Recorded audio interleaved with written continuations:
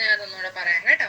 So ആദ്യം നമുക്ക് എന്താ ഉള്ള ഒരു ബാക്ടീരിയ ഉണ്ട്. ആ ബാക്ടീരിയയുടെ പേരാണ് ബാസിലസ് തുറിഞ്ചെൻസിസ്. അതിന് നമ്മൾ ഷോർട്ട് ആയിട്ട് പറയുന്ന പേരാണ് BT. ഈ പേര് ഇമ്പോർട്ടന്റ് ആണ്, സ്പെല്ലിങ്ങും ശ്രദ്ധിക്കണം. ബാസിലസ് തുറിഞ്ചെൻസിസ്. അതിൽ നിന്ന് കിട്ടുന്ന അല്ലെങ്കിൽ ആ ഒരു ബാക്ടീരിയ ഉണ്ടാക്കുന്ന ഒരു ടൈപ്പ് ഓഫ് ടോക്സിൻ, ഒരു ടോക്സിക് സബ്സ്റ്റൻസ് ആണ് BT ടോക്സിൻ എന്ന് പറയുന്നത്. സോ ഈ ബാക്ടീരിയക്കകത്ത് എന്തുണ്ട്? ശരിക്കും പറഞ്ഞാൽ നമുക്ക് യൂസ്ഫുൾ, നമ്മൾ ഇത് ഇവിടെ പഠിക്കുന്നത് 3 ജീനിന്റെ പേരാണ്. Cry1AC, Cry2AB and Cry1AB. പേരോർക്കാൻ just ഇങ്ങനെ ഓർത്താൽ മതി. ക്രൈ എന്ന് പറയുന്നതാണ് ജീന്. അതിന് 2 സബ് ടൈപ്പ് ഉണ്ട്, പിന്നെ അതിന് പിന്നെയും 2 സബ് ടൈപ്പും കൂടി ഉണ്ട്. അപ്പൊ Cry1A പിന്നെ C, Cry1AC. Cry1ACയും അതുപോലെ തന്നെ Cry2AB. ഇത് രണ്ടും എന്തിനെതിരെയാ? കോട്ടൺ ബോൾവോം എന്ന് പറയുന്ന ഒരു പെസ്റ്റിനെതിരെ വർക്ക് ചെയ്യുന്നതാണ് Cry1ACയും Cry2ABയും. പിന്നെ രണ്ടാമത്തെയാണ് Cry1AB. So Cry1AB ഏതിനെതിരെയാ? കോൺ ബോറർ എന്ന് പറയുന്ന ഒരു പെസ്റ്റിനെതിരെ വർക്ക് ചെയ്യുന്നതാണ് Cry1AB. അപ്പൊ 3 ജീനാ ഉള്ളത്. Cry1AC, Cry1AB പിന്നെ Cry2AB. ആ പേരും ആ ഒരു ഡിസീസ് ഉണ്ടാകുന്നത് കൂടി ഒന്ന് ശ്രദ്ധിക്കണം കേട്ടോ. Cry1ACയും Cry2ABയും ആണ് കോട്ടൺ ബോൾവോം എതിരെ വർക്ക് ചെയ്യുന്നത്. പിന്നെ Cry1AB ആണ് കോൺ ബോററിനെതിരെ വർക്ക് ചെയ്യുന്നത്. സോ ഈ ജീനൊക്കെ കാണുന്നത് ബാസിലസ് തുറിഞ്ചെൻസിസ് എന്ന് പറയുന്ന ബാക്ടീരിയയുടെ ഉള്ളിലായിരിക്കണം. പിന്നെ നമ്മൾ എന്ത് ചെയ്യും? ഈ ബാക്ടീരിയയുടെ ഉള്ളിൽ നിന്ന് ഈ ഒരു ജീനെ നമ്മളൊരു പ്ലാന്റിന്റെ അകത്തേക്ക് പ്ലേസ് ചെയ്യും. അപ്പൊ ഈ പ്ലാന്റിന് എന്തിനുള്ള കഴിവുണ്ടാവും? ഈ ഒരു BT ടോക്സിൻ പ്രൊഡ്യൂസ് ചെയ്യാനുള്ള കഴിവ് ഈ ഒരു പ്ലാന്റിന് കിട്ടും. ഇത്രയും ക്ലിയർ ആണോ?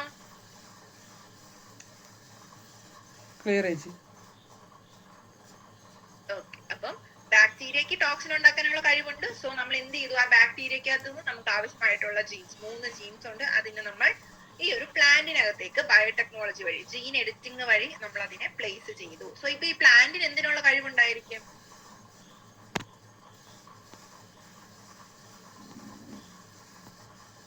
എന്തിനായിരിക്കും പ്ലാന്റിന് പറ്റുന്നത്? മറ്റേ ബാക്ടീരിയനെ റെസിസ്റ്റ് ചെയ്യാൻ പറ്റും.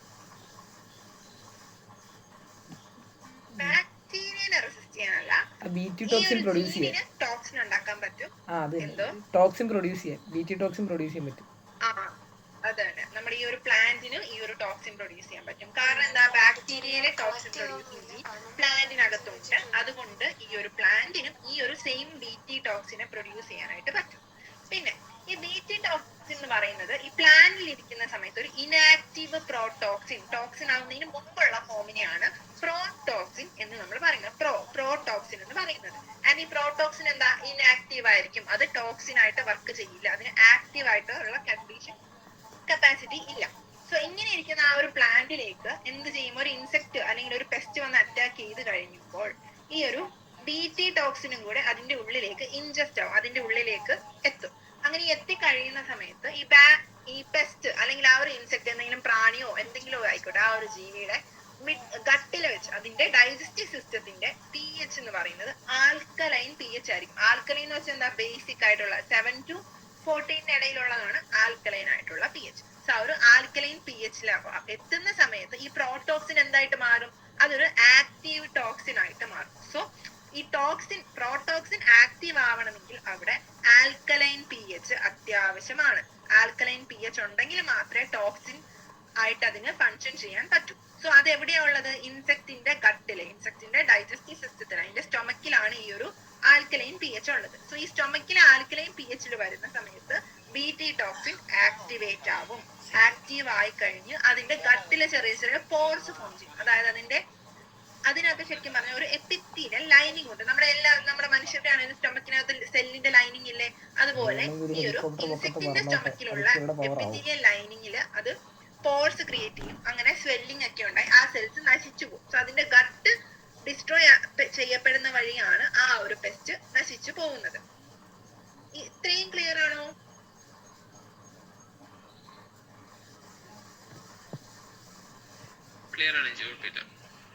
ഓക്കെ. സോ ഇങ്ങനെയാണ് ആ ഒരു BT ടോക്സിൻ വർക്ക് ചെയ്യുക. അപ്പൊ ഇതിൽ ഇമ്പോർട്ടന്റ് ആയിട്ടുള്ള ഓർത്തിരിക്കേണ്ട കാര്യം, ഇവിടെ ആ ഒരു ടോക്സിൻ ആക്ടിവേറ്റ് ചെയ്യണമെങ്കിൽ ആൽക്കലൈൻ pH വേണം. ബേസിക് ആയിട്ടുള്ള pH ഉണ്ടെങ്കിൽ മാത്രമേ അത് ടോക്സിൻ ആയിട്ട് വർക്ക് ചെയ്യുള്ളൂ. അതുകൊണ്ടാണ് ഈ ഒരു ചെടിക്കകത്ത് ഈ ഒരു ടോക്സിൻ ഇല്ലേ, എന്നിട്ടും ആ ചെടി എന്തുകൊണ്ട് നോർമൽ ആയിട്ട് വളരുന്നു? അവിടെ ബേസിക് ആയിട്ടുള്ള pH ഇല്ല. അതുകൊണ്ട് അത് പ്രോടോക്സിൻ, ഇനാക്റ്റീവ് ആയിട്ടുള്ള പ്രോടോക്സിൻ ഫോമിലാണ് ആ ഒരു പ്ലാന്റിന്റെ ഉള്ളിൽ ഇരിക്കുന്നത്. അതുകൊണ്ടാണ് പ്ലാന്റിന് പ്രശ്നമൊന്നും വരുന്നില്ല.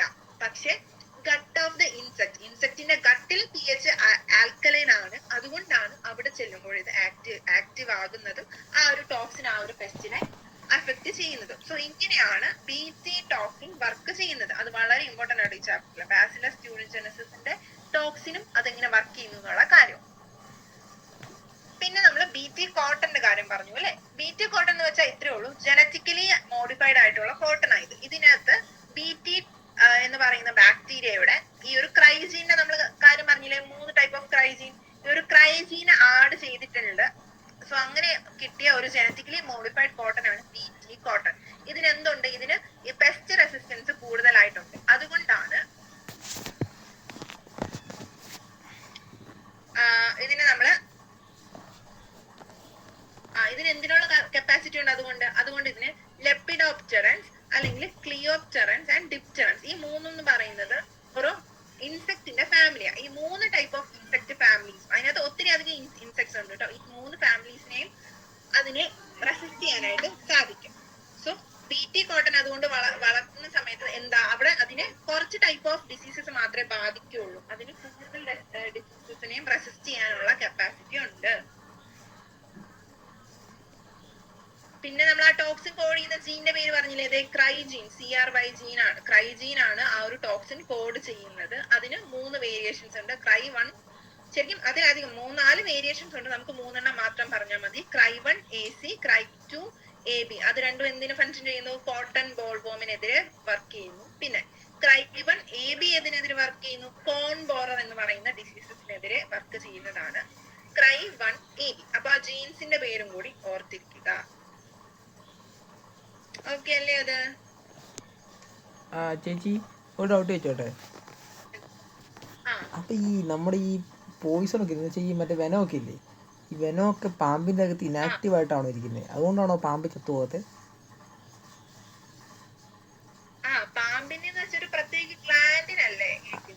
അതാ ചോദിച്ചത്. അപ്പൊ ഗ്ലാൻഡ് എന്ന് പറയുമ്പോൾ പാമ്പിന്റെ അകത്ത് തന്നെയാണല്ലോ.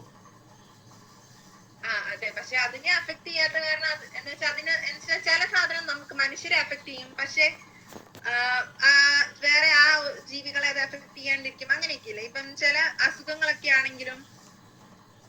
അപ്പൊ അത് ഞാൻ ചോദിച്ചാൽ അങ്ങനെയല്ല, ഇനാക്റ്റീവ് ആയതുകൊണ്ടാണോ അത് അഫക്ട് ചെയ്യാത്ത, അതോ ആക്റ്റീവ് സ്റ്റേജിൽ തന്നെയാണോ അതിനകത്ത് ഇരിക്കുന്നത്? ആക്റ്റീവ് സ്റ്റേജിൽ തന്നെയാണെന്നാണ് എനിക്ക് തോന്നുന്നത് കേട്ടോ. കാരണം സ്നേക് പോയിസൺ പിന്നെ അവിടെ കൺവേർഷൻ ഒന്നും വരുന്നില്ല. നമ്മുടെ ശരീരത്തിലേക്ക് എത്തിക്കഴിയുമ്പോൾ നമ്മുടെ ബോഡിക്കകത്തല്ലേ ചേഞ്ചസ് ഉണ്ടാവുന്നത്. പക്ഷെ പാമ്പ് എന്ന് വെച്ചാൽ ടോട്ടൽ അതിന്റെ എന്താ വെച്ചാൽ വേറൊരു ടൈപ്പ് ഓഫ് ആനിമൽ അല്ലേ. അവിടെ കോൾഡ് ബ്ലഡഡ് ആനിമൽ ആണ്. അതിന്റെ ഹാർട്ടിനൊക്കെ ചേഞ്ചസ് ഉണ്ട്. ശരിക്കും 2 ടൈപ്പ് ഓഫ് പോയിസൺസും, അത് നെർവസ് സിസ്റ്റത്തെ അഫക്ട് ചെയ്യുന്നതും അല്ലെങ്കിൽ സർക്കുലേറ്ററി സിസ്റ്റത്തിനെ അഫക്ട് ചെയ്യുന്നതും ഉണ്ട്. സോ അത് ഏത് ആനിമലിലാണോ ചെല്ലുന്നത് അതിനകത്ത് ഓരോരോ ചേഞ്ച് ഉണ്ടാവുന്നത് കൊണ്ടാണ് അത് വെനമസ് ആയിട്ട് മാറുന്നത്.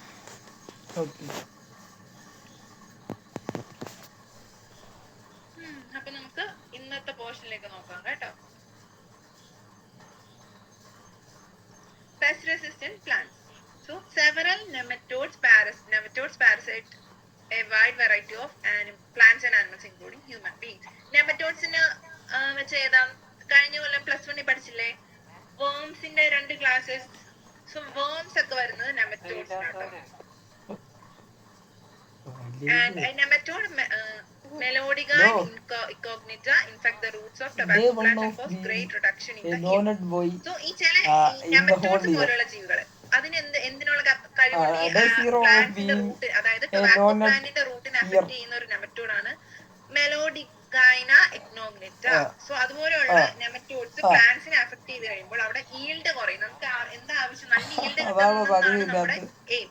പക്ഷെ അതിന് ഈ ഒരു ഇൻഫെക്ഷൻ വരുന്നത് വഴി ഈൽഡ് കുറയും. സോ ഇങ്ങനെയുള്ള പ്രശ്നങ്ങളെ സോൾവ് ചെയ്യാൻ വേണ്ടിയിട്ട് കൊണ്ടുവന്ന ഒരു ടെക്നോളജി അല്ലെങ്കിൽ ഒരു ടെക്നിക്കാണ് RNA ഇന്റർഫറൻസ്. RNA ഇന്റർഫറൻസ് എന്ന് പറയുന്നത് ശരിക്കും പറഞ്ഞാൽ എല്ലാ യൂക്കാരിയോട്ടിക് ഓർഗാനിസത്തിലും നടക്കുന്ന ഒരു പ്രോസസ്സാണ്. ഒരു സെല്ലുലാർ ഡിഫൻസ് അല്ലെങ്കിൽ ഒരു എൻട്രി വരുന്ന സമയത്തൊക്കെ അതിനെതിരെ ഒരു മെക്കാനിസം ഓക്കെ എന്റെ ഇപ്പോഴാണ് വൈകുന്നേരം. അപ്പൊ അത് ഈക്വലായി. നെമറ്റോഡ് പ്ലാന്റിനെ ഓക്കെ ഇൻഫെക്ട് ചെയ്യുന്നത് നിർത്തണം. സോ അതിന് വേണ്ടിയിട്ട് എന്ത് ചെയ്യാൻ പറ്റും എന്നുള്ളൊരു അതെ, അപ്പൊ നമ്മൾ സമതുല്യരായിരിക്കുന്നു. അപ്പൊ നമ്മൾ റിസർച്ചിലാണ് തിങ്കളാഴ്ച തൊട്ട് തുടങ്ങുന്നു. കൊണ്ടുവരുന്നത്. സോ RNA ഇന്റർഫറൻസ് എന്ന് പറയുന്നത് സാധാരണയായിട്ട് കാണുന്ന എല്ലാ യൂക്യാരിയോട്ട് സെൽസിനും ഈ ഒരു സെല്ലുലാർ ഡിഫൻസിന്റെ ഭാഗമായിട്ട് അവർക്ക് ആവശ്യമില്ലാത്ത ജീൻസിനെ ഷട്ട് ഡൗൺ ചെയ്യാൻ ഞാൻ രാവിലെ പറഞ്ഞു, ഞാൻ വൈകുന്നേരം ആവശ്യമില്ലാത്ത അല്ലെങ്കിൽ ഒരു ഹാർംഫുൾ ആയിട്ടുള്ള ഒരു ജീൻ വരുന്ന സമയത്ത് അതിനെ കോഡ് ചെയ്യാതിരിക്കും. നമുക്കറിയാം അല്ലെ നാളെയാണ് എന്റെ ഡേ 0. DNA നിന്ന് ഇന്ന് നൈറ്റ് വേണമെങ്കിൽ ഒരു ചെസ് കളിച്ചിട്ടുണ്ടെങ്കിൽ തോപ്പിക്കാൻ വേണമെങ്കിൽ ഈ ക്ലാസ് ചെയ്യുമ്പോൾ. ഓക്കെ ഓക്കെ, എന്നാ കണ്ടിന്യൂ വിത്ത് ക്ലാസ്. ഓക്കെ,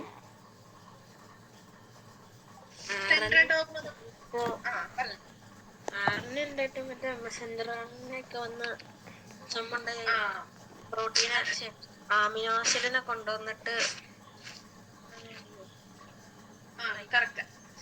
നമുക്ക് DNA നിന്ന് പ്രോട്ടീൻ ഉണ്ടാവണം. എന്ത് നടക്കണം? ട്രാൻസ്ക്രിപ്ഷൻ വഴി mRNA ഉണ്ടാവണം. അതിൽ നിന്ന് ട്രാൻസ്ലേഷൻ വഴി പ്രോട്ടീൻ ഉണ്ടാവും. സോ ആ ഒരു പാത്വേയിലാണ് പ്രോട്ടീൻ ഫോർമേഷൻ നടക്കുന്നത് നോർമലി. സോ ചില സമയത്ത് എന്ത് പറ്റും?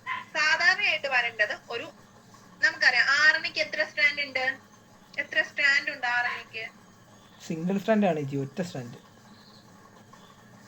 വെരി ഗുഡ്, സിംഗിൾ സ്ട്രാൻഡ് ആണ് RNA. പക്ഷെ ചില സമയത്ത് ചില ഡബിൾ സ്ട്രാൻഡഡ് RNA ഒക്കെ ഈ സെല്ലിനകത്തേക്ക് വരുന്ന സമയത്ത് സെല്ലിന് എന്ത് ചെയ്യും? മനസ്സിലാവും അതൊരു അബ്നോർമൽ ആയിട്ടുള്ള ഒരു കാര്യമാണ്, അല്ലെങ്കിൽ അതൊരു ഇൻഫെക്ഷനോ അതുപോലെ എന്തോ ഒരു ഡേഞ്ചർ ആയിട്ടുള്ള ഒരു കാര്യമാണ് ഈ ഒരു സെല്ലിനെ ഐഡന്റിഫൈ ചെയ്യാൻ പറ്റും. സോ അങ്ങനെ വരുന്ന സമയത്ത് ഈ ഒരു DSRNA എന്ന് വെച്ചാൽ ഡബിൾ സ്ട്രാൻഡഡ് ആയിട്ടുള്ള RNA ബ്ലോക്ക് ചെയ്യാൻ വേണ്ടിയിട്ട് സെല്ല് പ്രോട്ടീൻ പ്രൊഡ്യൂസ് ചെയ്യും. സോ ജസ്റ്റ് അതിനെ ഒന്ന് സൈലൻസ് ചെയ്യുക എന്ന് വെച്ചാൽ അതിനെ ഇനാക്റ്റീവ് ആയിട്ട് വെക്കുക, അത്രേ ഉള്ളൂ RNA ഇന്റർഫറൻസ്. സോ ഇങ്ങനെ ആ ഒരു RNA ഒരു mRNA ഒന്ന് ബ്ലോക്ക് ചെയ്യില്ലേ, ആ ഒരു പ്രോസസ്സിനെ പറയുന്ന പേരാണ് ജീൻ സൈലൻസ്. ആ ഒരു ജീനെ പ്രോട്ടീൻ പ്രൊഡ്യൂസ് ചെയ്യിക്കാതെ അതിനെ നമ്മൾ ഇനാക്റ്റീവ് ആക്കി അല്ലെങ്കിൽ അതിനെ സൈലൻസ് ചെയ്യും. അതാണ് RNA ഇന്റർഫറൻസിനകത്ത് യൂസ് ചെയ്യുന്ന കോൺസെപ്റ്റ്. എന്താന്ന് മനസ്സിലായോ? കോൺസെപ്റ്റ് മനസ്സിലായോ?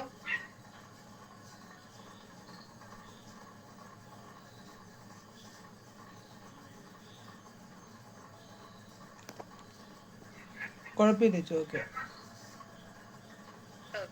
സോ അബ്നോർമൽ ആയിട്ടുള്ള എന്തെങ്കിലും ഒരു RNAയോ അതുപോലെ ഡബിൾ സ്റ്റാൻഡേർഡ് ആയിട്ടുള്ള RNA ഒക്കെ ആ ഒരു സെല്ലിൽ വരുന്ന സമയത്ത് അതിനെ ബ്ലോക്ക് ചെയ്യുക അല്ലെങ്കിൽ അതിനെ സൈലൻസ് ചെയ്യുന്ന ഒരു മെത്തേഡ് എല്ലാ യൂക്യാരിയോട്സിലും ഒരു സെല്ലുലാർ ഡിഫൻസിന്റെ ഭാഗമായിട്ട് കാണുന്നതാണ്. ഇതിനെ നമുക്കിനി ആവശ്യമുള്ള രീതിയിലേക്ക് മാറ്റണം. നമുക്ക് എന്താ വേണ്ടത്? നമ്മുടെ എയിം എന്ന് പറയുന്നത് നെമറ്റോഡ്സ് പ്ലാന്റ്സിനെ അറ്റാക്ക് ചെയ്യുന്നത് തടയണം. സോ അതിന് എന്ത് ചെയ്യും? ഈ ഒരു നെമറ്റോഡിൽ നിന്ന് അവരെന്ത് ചെയ്തു? നെമറ്റോഡ്സിനകത്തുള്ള ചില സ്പെസിഫിക് ആയിട്ടുള്ള ജീൻസിനെ അവർ എടുത്തു. നെമറ്റോഡിൽ നിന്നുള്ള ജീൻസിനെ റിമൂവ് ചെയ്തു. സോ അങ്ങനെയുള്ള ജീനിനെ അവര് അഗ്രോബാക്ടീരിയം പോലെയുള്ള ബാക്ടീരിയാസിനെ, വെക്ടർ എന്തായിരുന്നു? വെക്ടർ എന്ന് വെച്ചാൽ നമുക്ക് ആവശ്യമായിട്ടുള്ള ജീനിനെ ഗ്രോ ചെയ്യാൻ വേണ്ടി യൂസ് ചെയ്യുന്ന, അതിനെ മൾട്ടിപ്ലൈ ചെയ്യാൻ വേണ്ടി യൂസ് ചെയ്യുന്നതായിരുന്നു വെക്ടർ. ആൻഡ് അവരിവിടെ യൂസ് ചെയ്ത വെക്ടർ ഏതാ? അഗ്രോബാക്ടീരിയം. അഗ്രോബാക്ടീരിയം എന്ന് പറയുന്നത് ബയോടെക്നോളജിയിലൊക്കെ യൂസ് ചെയ്യുന്ന ഒരു കോമൺ ആയിട്ട് യൂസ് ചെയ്യുന്ന ഒരു വെക്ടർ ആട്ടോ. ആ ഒരു വെക്ടറിനെ യൂസ് ചെയ്ത് അവരതിനെ ഇൻട്രൊഡ്യൂസ് ചെയ്തു, ഹോസ്റ്റ് പ്ലാന്റിലേക്ക് ഇൻട്രൊഡ്യൂസ് ചെയ്തു. സോ അങ്ങനെ ഇൻട്രൊഡ്യൂസ് ചെയ്യുന്ന സമയത്ത് എന്ത് പറ്റും? അതിനകത്ത് 2 ടൈപ്പ് ഓഫ് RNAs ഫോം ചെയ്യും. സോ അഗ്രോബാക്ടീരിയത്തിനകത്തേക്ക് ഈ ഒരു നെമറ്റോഡിൽ നിന്നുള്ള ജീൻസിനെ എടുത്തു, അതിനെ പ്ലാന്റിന്റെ DNA-യുമായിട്ട് ഇൻസേർട്ട് ചെയ്തു. പിന്നെ എന്താ ചെയ്യുന്നത്? ഈ പ്ലാന്റിന് 2 ടൈപ്പ് ഓഫ് RNA പ്രൊഡ്യൂസ് ചെയ്യാനുള്ള കപ്പാസിറ്റി കിട്ടി ഈ ഒരു DNA ഇൻസേർട്ട് ചെയ്തതുകൊണ്ട്. സോ അതിൽ 2 ടൈപ്പ് ഉള്ളത് ഏതൊക്കെയാ? Sense RNA, antisense RNA. Sense RNA and antisense RNA. So ഈ 2 എണ്ണത്തിന്റെ പ്രത്യേകത എന്താന്ന് വെച്ചാൽ സെൻസ് RNA എന്ന് പറയുന്നത് നോർമൽ സ്ട്രാൻഡ് ആയിരിക്കും. ആന്റി സെൻസ് എന്താ? കോംപ്ലിമെന്ററി സ്ട്രാൻഡ് ആയിരിക്കും. നമ്മൾ പറഞ്ഞു അല്ലെ, കോംപ്ലിമെന്ററി സ്ട്രാൻഡ് നോർമൽ സ്ട്രാൻഡ് തമ്മിലുള്ള വ്യത്യാസം എന്താ? ഡയറക്ഷൻ വ്യത്യാസമുണ്ട്. അതുപോലെ തന്നെ ബേസ് പെയർസ് ഓപ്പോസിറ്റ് ആയിരിക്കും. ഓർക്കുന്നുണ്ടോ അതൊക്കെ?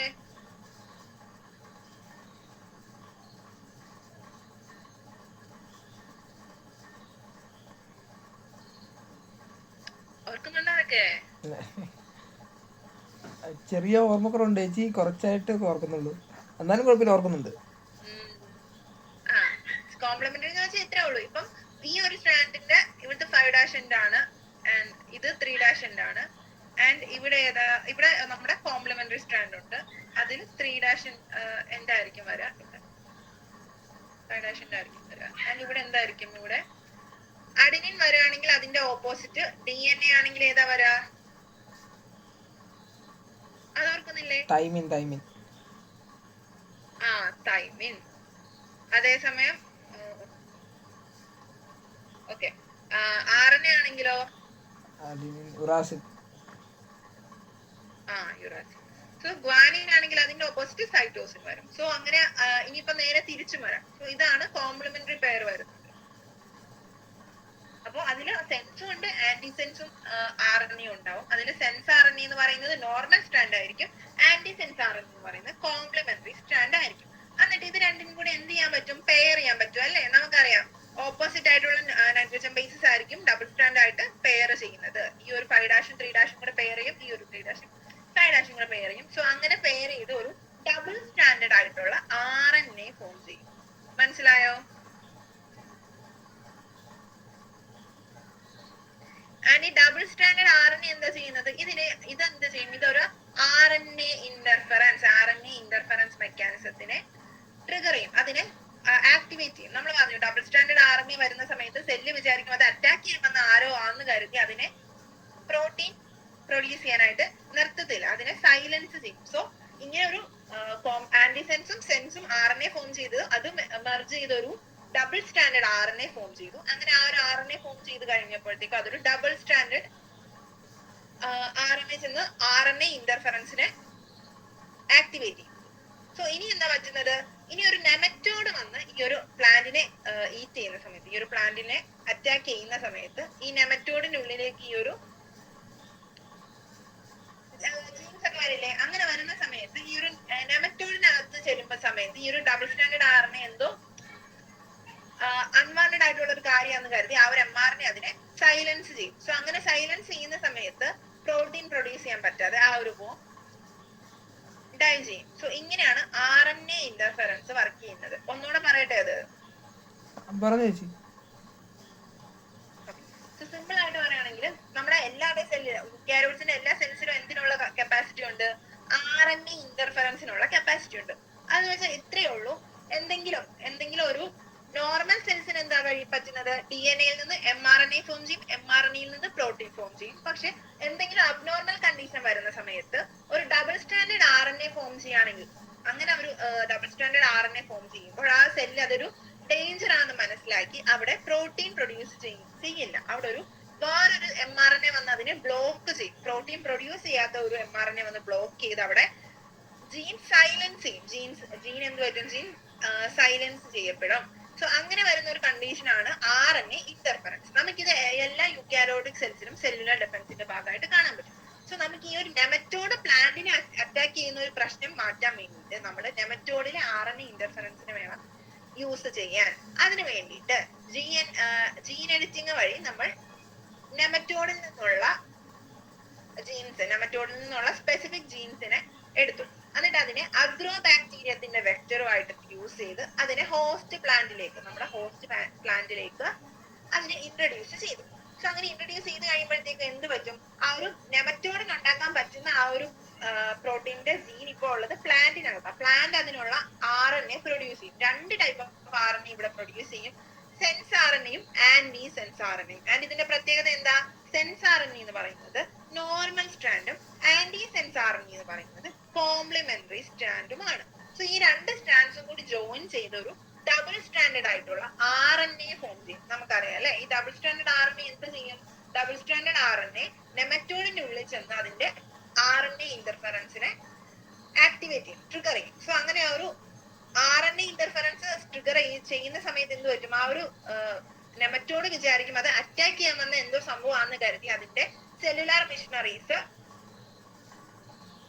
അവിടെ വർക്ക് ചെയ്യും. സോ അങ്ങനെ വർക്ക് ചെയ്യുന്ന സമയത്ത് നെമറ്റോഡിന്റെ mRNA സൈലൻസ് ചെയ്യിക്കപ്പെട്ടു. അങ്ങനെ പ്രോട്ടീൻ ഉണ്ടാക്കാൻ പറ്റാതെ വരും. കാരണം RNA ഇന്റർഫെറൻസ് വഴി അത് വിചാരിക്കും അതെന്തോ അറ്റാക്ക് ചെയ്യാമെന്ന കാര്യമാണെന്ന് വിചാരിച്ച് അവിടെ പ്രോട്ടീൻ പ്രൊഡ്യൂസ് ചെയ്യില്ല. സോ അങ്ങനെ ആ ഒരു വോം അല്ലെങ്കിൽ ആ ഒരു നെമറ്റോഡ് ഡൈ ചെയ്യും. സോ ഇങ്ങനെയാണ് RNA ഇന്റർഫെറൻസ് വഴി നമ്മൾ ടൊബാക്കോ പ്ലാന്റ്സിലൊക്കെ അറ്റാക്ക് ചെയ്യുന്ന നെമറ്റോഡ്സിൽ നിന്ന് റെസിസ്റ്റൻസ് പ്ലാന്റ്സ് നേടുന്നത്.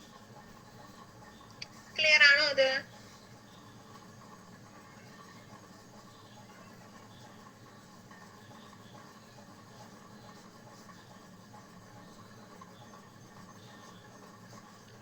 ഡൗട്ട് എന്തെങ്കിലും ഉണ്ടോ ഈ ഭാഗത്ത്?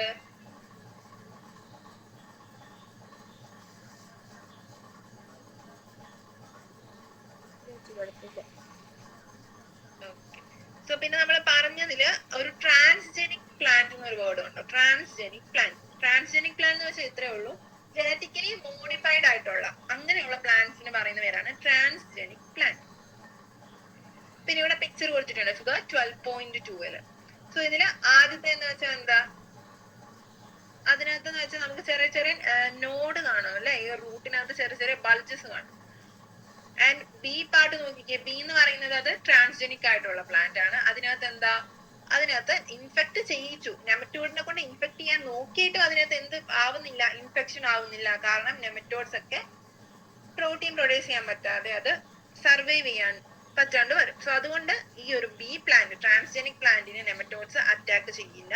അതേസമയം എ പാർട്ടിന് എന്ത് ചെയ്യും, എ എന്ന് പറയുന്നത് നോർമൽ പ്ലാന്റ് ആണ്, അതിനെ അറ്റാക്ക് ചെയ്യും, ഡിസീസ് കോസ് ചെയ്യും. സോ ഇങ്ങനെയാണ് RNA ഇന്റർഫറൻസ് വഴി ജനറ്റിക് മോഡിഫിക്കേഷൻ നടത്തി പെസ്റ്റ് റെസിസ്റ്റന്റ് ആയിട്ടുള്ള പ്ലാന്റ്സിനെ പ്രൊഡ്യൂസ് ചെയ്യുന്നത്. അപ്പൊ നമ്മൾ അഗ്രികൾച്ചറിൽ 2 ടൈപ്പ് ഓഫ് പ്ലാന്റ്സിന്റെ കാര്യം പറഞ്ഞു. BT കോട്ടൺ, അതായത് ബാസിലസ് ട്യൂറിൻജെനസിസിന്റെ ടോക്സിൻ, BT ടോക്സിൻ യൂസ് ചെയ്ത് റെസിസ്റ്റൻസ് നേടുന്നതിന്റെ കാര്യവും പറഞ്ഞു. അതുപോലെ തന്നെ RNA ഇന്റർഫറൻസ് യൂസ് ചെയ്ത് റെസിസ്റ്റൻസ് നേടുന്നതിന്റെ കാര്യവും പറഞ്ഞു. അഗ്രികൾച്ചറിന്റെ ആപ്ലിക്കേഷൻ, അഗ്രികൾച്ചറിൽ യൂസ് ചെയ്യുന്നതിന്റെ കാര്യങ്ങളൊക്കെ ക്ലിയർ ആയോ?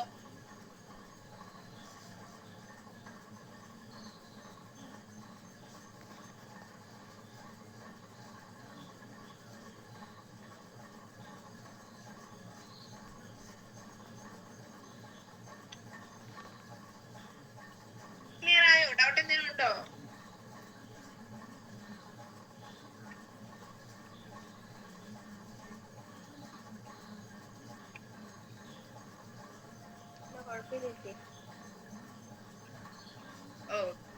നമുക്ക് അടുത്ത ഭാഗത്തേക്ക് പോകാം കേട്ടോ. Biotechnological application in medicine. ഇനി നമ്മൾ മെഡിസിൻ അല്ലെങ്കിൽ ഹെൽത്ത് കെയറിൽ എന്തൊക്കെ രീതിയിലാണ് ബയോടെക്നോളജി കോൺട്രിബ്യൂട്ട് ചെയ്യുന്നത് എന്നുള്ളത് നോക്കാൻ പോകും. The recombinant DNA technological process have made immense impact in the area of healthcare by enabling mass production of safe and more effective therapeutic drugs. Further, the recombinant therapeutics do not induce unwanted immunological responses as it is so common in case of similar products distributed from non-human sources. So just ഇത്രേ പറയുന്നുള്ളൂ. ഈ ഒരു biotechnology വഴി medicine എന്തൊക്കെ കാര്യങ്ങൾ ചെയ്യാൻ പറ്റി, മരുന്നുകൾ അതായത് തെറാപ്യൂട്ടിക് ഡ്രഗ്സിന്റെ എഫക്റ്റീവ് ആയിട്ടുള്ള പ്രൊഡക്ഷനും അതുപോലെ തന്നെ മാസ് പ്രൊഡക്ഷൻ, ലാർജ് സ്കെയിലിൽ സേഫ് ആയിട്ട് അതിനെ പ്രൊഡ്യൂസ് ചെയ്യാനും ഈ ഒരു ബയോടെക്നോളജി വഴി സാധിച്ചു. പിന്നെ അൺവാണ്ടഡ് ഇമ്മ്യൂണോളജിക്കൽ റെസ്പോൺസ് എന്ന് വെച്ചാൽ ഇത്രേ ഉള്ളൂ. ചില മരുന്നുകളൊക്കെ കഴിച്ചു കഴിയുന്ന സമയത്ത് ആൾക്കാർക്ക് എന്തുണ്ടാവും, അലർജിയോ അതുപോലെ എന്തെങ്കിലും പ്രശ്നങ്ങളൊക്കെ ഉണ്ടാവാം. സോ നോൺ ഹ്യൂമൻ സോഴ്സ്, അതായത് നമ്മൾ ഈ ഒരു ചേരാത്ത അല്ലെങ്കിൽ ഒരു സിന്തറ്റിക് ആയിട്ടുള്ള ആർട്ടിഫിഷ്യൽ ആയിട്ടുള്ള രീതിയിൽ ചില മരുന്നൊക്കെ എക്സ്ട്രാക്ട് ചെയ്ത് കഴിയുന്ന സമയത്ത് അവരുടെ ഇമ്മ്യൂണോളജിക്കൽ റെസ്പോൺസ് അല്ലെങ്കിൽ അലർജിയോ അതുപോലുള്ള എന്തെങ്കിലും നമുക്ക് ആവശ്യമില്ലാത്ത, ഡിസൈറബിൾ അല്ലാതെ സൈഡ് എഫക്ട് എന്നൊക്കെ പറയില്ലേ, അതുപോലുള്ള കാര്യങ്ങളൊക്കെ ഉണ്ടാവാനുള്ള ചാൻസസ് വളരെ കൂടുതലാണ്. സോ ഈ ഒരു ബയോടെക്നോളജി യൂസ് ചെയ്ത് പ്രൊഡ്യൂസ് ചെയ്യുന്ന സമയത്ത് അവിടെ അൺവാണ്ടഡ് ആയിട്ടുള്ള റെസ്പോൺസസ് ഒക്കെ കുറവായിട്ട് കുറച്ചും കൂടി എഫക്റ്റീവ് ആയിട്ടുള്ള ഡ്രഗ്സിനെ പ്രൊഡ്യൂസ് ചെയ്യാനായിട്ട് സാധിക്കും. So at present, about 30 recombinant therapeutics have been approved for human use over the world. In India, 12 of these are presently being marketed.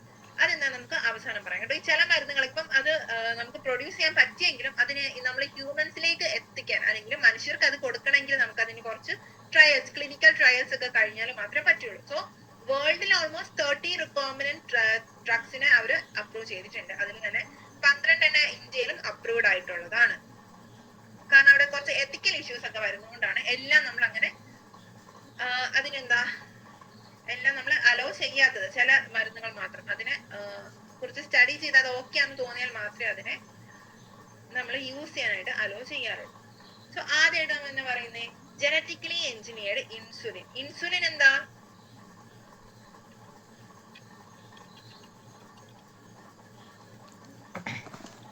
Insulin എന്ന് പറഞ്ഞാൽ മറ്റേ സെല്ലുലർ അപ്ടേക്ക് ഓഫ് ഗ്ലൂക്കോസിനെ ഹെൽപ്പ് ചെയ്യുന്ന ഒരു പ്രോട്ടീൻ. ഇൻസുലിൻ എന്ന് പറയുന്നത് നമ്മുടെ ബോഡിയിൽ ഉണ്ടാകുന്ന ഒരു ടൈപ്പ് ഓഫ് ഹോർമോൺ ആണ്. സോ അതിന്റെ ഫംഗ്ഷൻ എന്ന് പറയുന്നത് എന്താ, ബ്ലഡിലെ ഷുഗറിനെ ലെവല് മെയിൻറ്റെയിൻ ചെയ്യുക, അല്ലെങ്കിൽ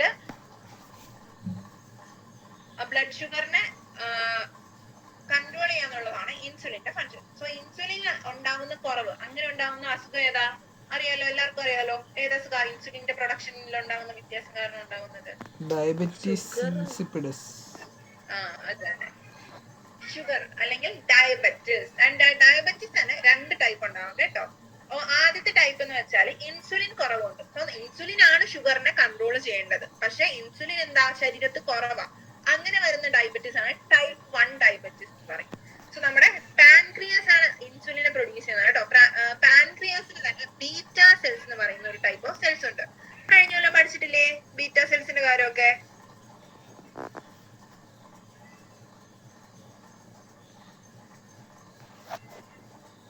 സിസ്റ്റംസ് ഒക്കെ പഠിക്കുന്ന സമയത്ത് നമ്മുടെ പാൻക്രിയാസിലുള്ള ബീറ്റ സെൽസ് ആണ് ഈ ഒരു ഇൻസുലിൻ പ്രൊഡ്യൂസ് ചെയ്യുന്നത്. ഈ ടൈപ്പ് 1 ഡയബറ്റീസ് ഉള്ള ആൾക്കാരിൽ ഈ ഒരു ഇൻസുലിന്റെ അളവ് അവർക്ക് ഒന്നല്ലെങ്കിൽ ആവശ്യത്തിന് പ്രൊഡ്യൂസ് ചെയ്യാൻ പറ്റില്ല, അല്ലെങ്കിൽ അതിന്റെ പ്രൊഡക്ഷൻ തീരെ ഇല്ലായിരുന്നു. ഈ ഒരു കണ്ടീഷനാണ് ടൈപ്പ് 1 ഡയബറ്റീസ് എന്ന് പറയുന്നത്. ഇനി ടൈപ്പ് 2 ഡയബറ്റീസ് എന്ന് പറഞ്ഞാൽ അവിടെ ഇൻസുലിൻ അവർ പ്രൊഡ്യൂസ് ചെയ്യുന്നുണ്ട്, പക്ഷെ അതിനെ എന്ത് ചെയ്യുന്നില്ല, നമ്മുടെ ശരീരം യൂസ് ചെയ്യുന്നില്ല. അവിടെ പാൻക്രിയാസ് കറക്റ്റ് ആയിട്ട് ബീറ്റ സെൽസിലൂടെ ഇൻസുലിൻ പ്രൊഡ്യൂസ് ചെയ്യുന്നുണ്ടെങ്കിലും നമ്മുടെ ശരീരം അതിനെ റെസിസ്റ്റ് ചെയ്യും, അല്ലെങ്കിൽ നമ്മുടെ ബോഡി അതിനെ പ്രോപ്പർലി യൂസ് ചെയ്യാത്തൊരു കണ്ടീഷനാണ് ടൈപ്പ് 2 ഡയബറ്റീസ്. സോ അത് ജസ്റ്റ് അറിഞ്ഞിരിക്കാം. പിന്നെ വേറെ ടൈപ്പ് ഉണ്ട് കേട്ടോ, ഈ ഗസ്റ്റേറ്റിന്റെ സമയത്ത് അല്ലെങ്കിൽ പ്രഗ്നൻസിന്റെ സമയത്ത് മാത്രം ഉണ്ടാകുന്നത്, അല്ലെങ്കിൽ ചിലപ്പം ജനറ്റിക്കലി എന്തെങ്കിലും പ്രശ്നം ഉള്ളത് കൊണ്ട് ജന്മന ഡയബറ്റീസ് ഉണ്ടാവുക, അങ്ങനെയുള്ള കാര്യങ്ങളൊക്കെ ഉണ്ട് കേട്ടോ. സോ നമ്മളിവിടെ എന്താ പറയുന്നത്, ഇൻസുലിൻ പ്രൊഡ്യൂസ് ചെയ്യുന്ന കാര്യമാണ് പറയുന്നത്. So management of adult onset diabetes is possible by taking insulin at regular time intervals. Insulin ശരീരത്തിൽ പ്രോപ്പർ ആയിട്ട് പ്രൊഡ്യൂസ് ചെയ്യാത്ത കണ്ടീഷനാണ് നമുക്ക് എന്ത് ചെയ്യാം, ഇൻസുലിൻ സപ്ലിമെന്റ് ചെയ്ത് അല്ലെങ്കിൽ അതിനെ ഇഞ്ചക്ഷൻ ആയിട്ട് മെഡിസിൻ ആയിട്ട് എടുത്ത് നമുക്ക് അതിനെ ആ ഒരു ഡയബറ്റീസിനെ മാനേജ് ചെയ്യാനായിട്ട് സാധിക്കും. So what would a diabetic patient do? Enough human insulin was not available. ഒരു ആവശ്യത്തിന് ഹ്യൂമൻ ഇൻസുലിൻ പ്രൊഡ്യൂസ് ചെയ്യാത്ത സമയത്ത് നമുക്ക് എന്ത് ചെയ്യണം, നമുക്ക് അതിന് ഓൾട്ടർനേറ്റീവ്സ് നോക്കണം അല്ലെ, മറ്റു മാർഗങ്ങൾ നോക്കണം. സോ ആദ്യം അവർ എന്തൊക്കെയാ ചെയ്തുകൊണ്ടിരുന്നതെന്ന് വെച്ചാൽ ആനിമൽസിൽ നിന്ന് ഇൻസുലിൻ ഐസൊലേറ്റ് ചെയ്യുമായിരുന്നു ചെയ്തുകൊണ്ടിരുന്നത്. പിന്നെ അങ്ങനെ ചെയ്യുന്ന സമയത്ത് ഇൻസുലിൻ ഐസൊലേറ്റ് ചെയ്യുന്നതിൽ കുറച്ച് വ്യത്യാസങ്ങൾ ഉണ്ടാവും. അതായത് ഈ ഒരു പല ജീവികളിലും പല ടൈപ്പ് ഓഫ് രീതിയിലൊക്കെ ആയിരിക്കും ഇൻസുലിൻ പ്രൊഡ്യൂസ് ചെയ്യുന്നത്. അത് മാത്രമല്ല, ഇപ്പൊ ബാക്ടീരിയാസ് ഒക്കെ യൂസ് ചെയ്യുന്ന സമയത്താണെങ്കിലും നമുക്ക് നല്ല രീതിയിൽ ഹ്യൂമൻ ഇൻസുലിൻ പ്രൊഡ്യൂസ് ചെയ്യാൻ പറ്റും. പക്ഷെ അവിടെ ബാക്ടീരിയക്ക് ഇൻസുലിൻ ഉണ്ടാക്കാനുള്ള കപ്പാസിറ്റി വേണം. നമുക്ക് അതിപ്പോ എന്ത് ചെയ്യാം, ബയോടെക്നോളജി വഴി ആ ഒരു ജീൻ എഡിറ്റിംഗ് നടത്തി ബാക്ടീരിയാസിൽ നിന്നും ഇൻസുലിൻ പ്രൊഡ്യൂസ് ചെയ്യാനായിട്ട് സാധിക്കും. സോ അങ്ങനെ ഉണ്ടായ ഒരു ഇതാണ് ജനറ്റിക്കലി എഞ്ചിനീയർഡ് ഇൻസുലിൻ എന്ന് പറയുന്നത്. പിന്നെ ഇവര് ലാസ്റ്റ് ആയിട്ട് ചോദിച്ചിട്ടുള്ളത്, think about whether insulin can be orally administered to diabetic people or not. നമുക്കറിയാലോ ഇൻസുലിൻ എപ്പോഴും എന്താ ചെയ്യുന്നത്, കുത്തി വെക്കുക ചെയ്യുന്നത്, അല്ലെങ്കിൽ മറ്റേ പാച്ച് വെച്ച് റെഗുലർലി അവരുടെ ബോഡിയിലേക്ക് ഇഞ്ചെക്ട് ചെയ്തുകൊണ്ടിരിക്കുക ചെയ്യുന്നത്. അല്ലാതെ മെഡിസിൻ ആയിട്ട് ഇപ്പൊ നമ്മളിപ്പം മരുന്ന് കഴിക്കുന്ന പോലെ അല്ലെങ്കിൽ പാരസിറ്റമോൾ കഴിക്കുന്ന പോലെ ഒന്നും എന്തുകൊണ്ടാണ് ഇൻസുലിൻ എടുക്കാത്തത് അറിയാവോ? അഡിക്റ്റീവ് ആണോ ചേച്ചി? എന്തോ ഇൻസുലിൻ അഡിക്റ്റീവ് ആണോ? അതുകൊണ്ടല്ല, ഈ ഇൻസുലിൻ എന്ന് പറയുന്നത് ഒരു പെപ്റ്റൈഡ് ചെയിനാണ്. സോ ആ പെപ്റ്റൈഡ് ചെയിൻ എന്ന് പറയുന്നത് നമ്മൾ ഓറലി അഡ്മിനിസ്റ്റർ ചെയ്യുമ്പോൾ, അത് നമ്മൾ ഫുഡായിട്ട് മരുന്നായിട്ട് കഴിക്കുന്ന സമയത്ത് നമ്മുടെ ഡൈജഷൻ നടന്നല്ലേ അത് പിന്നെ ബ്ലഡിലേക്ക് എത്തുള്ളൂ. അത് വയറ്റിൽ ചെല്ലുമ്പോൾ അവിടെ എന്തുണ്ട്, ഈ ഒരു പെപ്റ്റൈഡിനെ ബ്രേക്ക് ചെയ്യുന്ന ടൈപ്പ് ഓഫ് എൻസൈംസ് ഉണ്ട് അല്ലെ, പ്രോട്ടിയേസ് അതുപോലുള്ള എൻസൈം ഒക്കെ ഉള്ളത് കൊണ്ട് ഈ ഒരു പെപ്റ്റൈഡ് ചെയിന്റെ ഇൻസുലിന്റെ സ്ട്രക്ചർ മാറിപ്പോകും. അങ്ങനെ സ്ട്രക്ചർ മാറുന്ന സമയത്ത് അതിന് ഫങ്ഷൻ ചെയ്യാൻ പറ്റും. ഇൻസുലിന്റെ സ്ട്രക്ചർ മാറിപ്പോയാൽ പിന്നെ അത് നമ്മുടെ ബോഡിയിൽ ചെയ്യേണ്ട ഫങ്ഷൻ ചെയ്യുമോ? ഇല്ല. സോ അങ്ങനെയുള്ളൊരു പ്രശ്നം ഉള്ളത് കൊണ്ടാണ് അത് ഓറലി അഡ്മിനിസ്റ്റർ ചെയ്യാത്തത്. ബ്ലഡ് സ്ട്രീമിലേക്ക് അല്ലെങ്കിൽ സ്കിന്നിന്റെ അടിയിൽ സബ്ക്യൂട്ടേനിയസ് നമ്മുടെ സ്കിന്നിനകത്തേക്ക് അത് ഇൻജെക്ട് ചെയ്യുന്നത്. പിന്നെ അവിടുന്ന് അത് അബ്സോർബ് ചെയ്ത് ബ്ലഡിലേക്ക് ചെന്നോളും. സോ അടുത്തായിട്ട് ഇൻസുലിൻ പ്രൊഡ്യൂസ് ചെയ്യുന്ന കാര്യം നോക്കാം കേട്ടോ. Insulin used for diabetes was earlier extracted from pancreas of slaughtered cattle and pigs. Insulin from an animal source so caused some patients to develop allergy or other type of reaction to foreign protein. So നേരത്തെ എന്താ ചെയ്തുകൊണ്ടിരുന്നത്, കാറ്റിലും പിഗും അതുപോലുള്ള ആനിമൽസിന്റെ പാൻക്രിയാസിൽ നിന്നായിരുന്നു അവർ insulin extract ചെയ്തുകൊണ്ടിരുന്നത്. അങ്ങനെ ആനിമൽസിൽ നിന്ന് extract ചെയ്യുന്ന സമയത്തുള്ള പ്രശ്നം എന്താന്ന് വെച്ചാൽ അലർജി ഉണ്ടാവാനുള്ള സാധ്യത. ഇപ്പൊ തന്നെ ചില ആൾക്കാർക്ക് ഈ ചില ടൈപ്പ് ഓഫ് മീറ്റ് ഒക്കെ കഴിച്ചു കഴിയുന്ന സമയത്ത് അലർജി ഉണ്ടാവാറില്ലേ, അതുപോലെ തന്നെ ഇങ്ങനെ ആനിമൽസിൽ നിന്ന് ഉണ്ടാകുന്ന ഇൻസുലിൻ യൂസ് ചെയ്ത് കഴിയുമ്പോഴും ചിലരില് അലർജി അല്ലെങ്കിൽ എന്തെങ്കിലും വേറെ ടൈപ്പ് ഓഫ് റിയാക്ഷൻസ് ഒക്കെ ഉണ്ടാവാറുണ്ട്. സോ അങ്ങനെ വരുന്ന സമയത്ത് നമുക്ക് എന്തെങ്കിലും ഒരു വേറൊരു ടൈപ്പ് ഓഫ് മെത്തേഡിലൂടെ ഇൻസുലിൻ പ്രൊഡ്യൂസ് ചെയ്താൽ മാത്രമേ ഈ ഒരു പ്രശ്നമൊക്കെ സോൾവ് ചെയ്യാനായിട്ട് പറ്റുള്ളൂ. അതിനു മുമ്പേ നമുക്ക് ഇൻസുലിന്റെ സ്ട്രക്ചർ നോക്കാം കേട്ടോ. So insulin consist of 2 short polypeptide chain. 2 ചെറിയ പോളിപെപ്റ്റൈഡ് ചെയിൻ ഒരുമിച്ച് ചേരുന്നതാണ് ഇൻസുലിൻ. അതിൽ 2 ചെയിൻ ഏതൊക്കെയാ? ചെയിൻ എയും ഉണ്ട്, ചെയിൻ ബിയും ഉണ്ട്. ആൻഡ് ഈ ചെയിൻ എയും ചെയിൻ ബിയും കൂടി ലിങ്ക് ചെയ്തിരിക്കുന്നത് ഡൈസൾഫൈഡ് ബ്രിഡ്ജ് വഴിയാണ്. 2 സൾഫൈഡ് മോളിക്യൂൾസ് ഒരുമിച്ച് നിന്നിട്ടാണ് ചെയിൻ എയും ബിയെയും ലിങ്ക് ചെയ്യുന്നത്. ഇവിടെ കണ്ടോ, ഈ ഫിഗർ കണ്ടോ, 2 ചെറിയ SS കണ്ടോ, അതാണ് സൾഫൈഡിന്റെ ബോൺസ്, ഡൈസൾഫൈഡ് ബോൺസ്. സോ ആ ഡൈസൾഫൈഡ് ബ്രിഡ്ജസ് വഴിയാണ് ചെയിൻ എയും ചെയിൻ ബിനെയും നമ്മൾ ലിങ്ക് ചെയ്യുന്നത്. സോ ഈ ഹ്യൂമൻസിലെ ഇൻസുലിന്റെ പ്രത്യേകത എന്താ? ഈ ഹ്യൂമൻസിലെ ഇൻസുലിൻ ഒരു പ്രോ ഹോർമോൺ ആയിട്ട്, നമ്മൾ നേരത്തെ പ്രോടോക്സിൻ എന്താന്ന് പറഞ്ഞു, ടോക്സിന് മുൻപത്തെ ഫോം, ടോക്സിൻ ആവുന്നതിന് മുമ്പുള്ള ഫോമാണ് പ്രോടോക്സിൻ. അതുപോലെ തന്നെ പ്രോ ഹോർമോൺ എന്ന് വെച്ചാൽ ഇത്രേ ഉള്ളൂ, ഫങ്ഷണൽ ഹോർമോൺ ആയിട്ട് മാറുന്നതിന് മുമ്പുള്ള ഫോം അല്ലെങ്കിൽ മുമ്പുള്ള ഒരു സബ്സ്റ്റൻസ്, അതാണ് പ്രോ ഹോർമോൺ. സോ നമ്മുടെ മാമൽസില്, മനുഷ്യർ പോലെയുള്ള മാമൽസിലൊക്കെ ഇൻസുലിൻ പ്രൊഡ്യൂസ് ചെയ്യുന്ന ഒരു പ്രോ ഹോർമോൺ ആയിട്ടാണ്. സോ അങ്ങനെ പ്രോ ഹോർമോണിന് വ്യത്യാസം വന്ന് അതിന് ചേഞ്ച് വന്നാൽ മാത്രമേ അത് ഇൻസുലിൻ ആയിട്ട് അല്ലെങ്കിൽ ഫുള്ളി ഫങ്ഷണൽ ആയിട്ട് മാറുകയുള്ളൂ. അപ്പൊ ഈ പ്രോ ഹോർമോണിനകത്ത് ആരൊക്കെയുണ്ട്? പെപ്റ്റൈഡ് എയും പെപ്റ്റൈഡ് ബിയും ഉണ്ട്. പിന്നെ അത് മെച്യൂർ ആയി കഴിയുന്ന സമയത്ത്, അത് ഫുള്ളി മെച്യൂർ ആയി ഫങ്ഷണൽ ആയിട്ട് മാറുന്ന സമയത്ത് അതിനകത്ത് ഒരു സി പെപ്റ്റൈഡും കൂടി ഉണ്ട്. സോ ഈ 3 പെപ്റ്റൈഡ്സ് ആണ് പ്രോ ഹോർമോണിലുള്ളത്, എയും ബിയും സിയും. സോ നമ്മുടെ മനുഷ്യരിൽ എന്താ വേണ്ടേ? ഈ ഒരു മെച്യൂർ ഇൻസുലിനകത്ത് സി പെപ്റ്റൈഡ് വേണ്ട, സി പെപ്റ്റൈഡ് ആബ്സെന്റ് ആയിരിക്കണം, അത് കളയണം. സോ അതിന് വേണ്ടിയിട്ട് പ്രോ ഇൻസുലിന് മെച്ചുറേഷൻ നടന്ന് ഇൻസുലിൻ ആയിട്ട് മാറും. സോ അങ്ങനെ വരുന്ന സമയത്ത് ഈ 3 ചെയിനിലെ എ ബി ആൻഡ് സി, ആ 3 എണ്ണവും അവിടെ സെപ്പറേറ്റ് ആവും. അങ്ങനെ സെപ്പറേറ്റ് ആയി കഴിയുന്ന സമയത്ത് ബാക്കി 2 ചെയിൻ എയും ചെയിൻ ബിയും ഇൻസുലിൻ ആയിട്ട് ഫങ്ഷൻ ചെയ്യും. സോ ഇതാണ് ഇൻസുലിന്റെ സ്ട്രക്ചർ. അപ്പൊ ഇൻസുലിന്റെ സ്ട്രക്ചർ ചോദിച്ചാൽ എന്താ പറയേണ്ടത്? ഇൻസുലിനകത്ത് 2 ചെറിയ പോളിപെപ്റ്റൈഡ് ചെയിൻ ഉണ്ട്, ചെയിൻ എയും ചെയിൻ ബിയും. അത് രണ്ടും ലിങ്ക് ചെയ്തിരിക്കുന്നത് ഡൈസൾഫൈഡ് ബ്രിഡ്ജസ് വഴിയാണ്. സോ 2 ചെയിൻ എയും ബിയും അത് ലിങ്ക് ചെയ്തിരിക്കുന്നത് ഡൈസൾഫൈഡ് ബോൺസ് വഴി. ഇത് കണ്ടോ, ഇത് ഈ ഒരു സ്ട്രക്ചർ ആണ് ഇൻസുലിന്റെ സ്ട്രക്ചർ. ഈ ഒരു ബ്ലൂ കളറിലുള്ളത് എ പെപ്റ്റൈഡ്, ഗ്രീൻ കളറിലുള്ളത് ബി പെപ്റ്റൈഡ്, അതിന്റെ ഇടയ്ക്ക് നമുക്കൊരു ഡൈസൾഫൈഡ് ബ്രിഡ്ജ് കാണാൻ പറ്റും അല്ലെ. സോ ഇതാണ് ഇൻസുലിന്റെ സ്ട്രക്ചർ. പക്ഷെ മാമൽസിൽ എന്താ പ്രത്യേകത? മാമൽസിൽ ഇൻസുലിൻ ആയിട്ടല്ല ആ ഒരു ഹോർമോൺ പ്രൊഡ്യൂസ് ചെയ്യുന്നത്, അതൊരു പ്രോ ഹോർമോൺ ആയിട്ട്, ഹോർമോണിന് മുമ്പുള്ളൊരു സബ്സ്റ്റൻസ് ആയിട്ടാണ് ഇൻസുലിൻ ഹ്യൂമൻസിലും മാമൽസിലും പ്രൊഡ്യൂസ് ചെയ്യുന്നത്. സോ ആ ഒരു പ്രോ ഹോർമോണിന് മാച്ചുറേഷൻ അല്ലെങ്കിൽ അതിന് പ്രോസസ്സ് ചെയ്തിട്ട് വേണം അത് ഇൻസുലിൻ ആയിട്ട് മാറാൻ.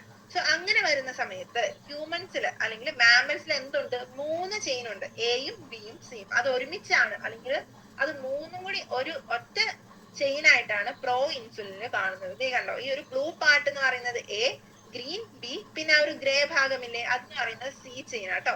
പ്രോ ഇൻസുലിന് ഇത് 3ഉം ഒറ്റ ചെയിൻ ആയിട്ട് ഒരുമിച്ചായിട്ടായിരിക്കും കാണുന്നത്. നമുക്ക് എന്ത് ചെയ്യണം? അതിനെ 2ആയിട്ട്, ശരിക്കും 3ആയിട്ട് സെപ്പറേറ്റ് ചെയ്യണം. അതിൽ നിന്ന് എയും ബിയും മാറ്റണം. സോ അതിന് വേണ്ടിയിട്ട് മെച്ചുറേഷൻ നടക്കും. അങ്ങനെ മെച്ചുറേഷൻ നടന്നിട്ടാണ് ഇൻസുലിൻ എന്ന് പറയുന്ന സബ്സ്റ്റൻസ് ഫോം ചെയ്യുന്നത്. അതിന്റെ കൂടെ ഒരു സി പെപ്റ്റൈഡ് ഫ്രീ ആയിട്ടും നിൽക്കും. ഇതാണ് പ്രോ ഇൻസുലിൻ നിന്ന് ഇൻസുലിൻ ആയിട്ട് മാറുന്ന രീതി. ക്ലിയർ ആണോ ഈ ഒരു പ്രോസസ്സ്?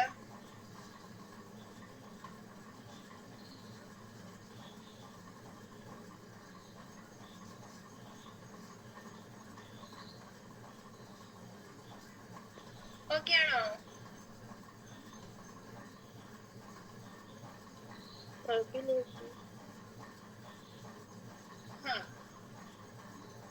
അപ്പൊ സ്ട്രക്ചർ ഒന്ന് ഓർത്തിരിക്കണം കേട്ടോ. ഈ ഫിഗർ ഇമ്പോർട്ടന്റ് ആണ്. പ്രോ ഇൻസുലിന് 3 ചെയിൻ ഉണ്ടാവും, ഇൻസുലിന് 2 ചെയിൻ എയും ബിയും ഉണ്ടാകുള്ളൂ.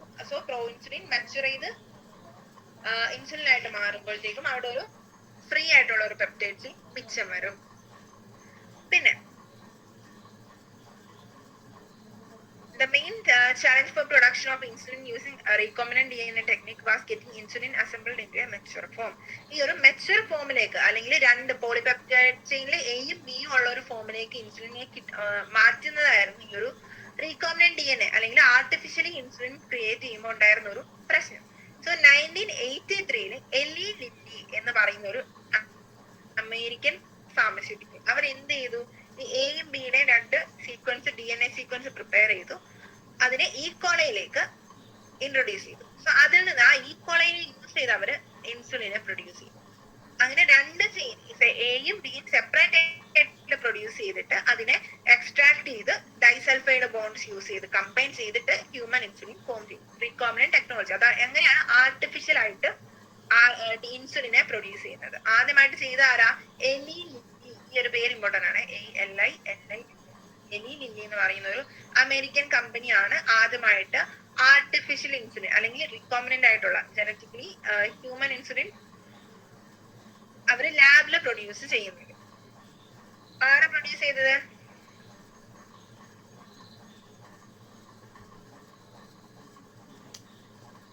എലി ലില്ലി. അവർ പ്രൊഡ്യൂസ് ചെയ്ത ഇൻസുലിന് പറയുന്ന പേര്, അതിന് പറയുന്ന ഒരു ഷോർട്ട് ഫോം എന്ന് പറയും ഹ്യൂമിലിൻ എന്ന് പറയും കേട്ടോ. ഹ്യൂമൻ ഇൻസുലിന്റെ ഷോർട്ട് ആണ് ഹ്യൂമിലിൻ. അപ്പം എല്ലി ലില്ലി ആദ്യമായിട്ട് ആർട്ടിഫിഷ്യൽ ഇൻസുലിൻ കണ്ടുപിടിച്ചു.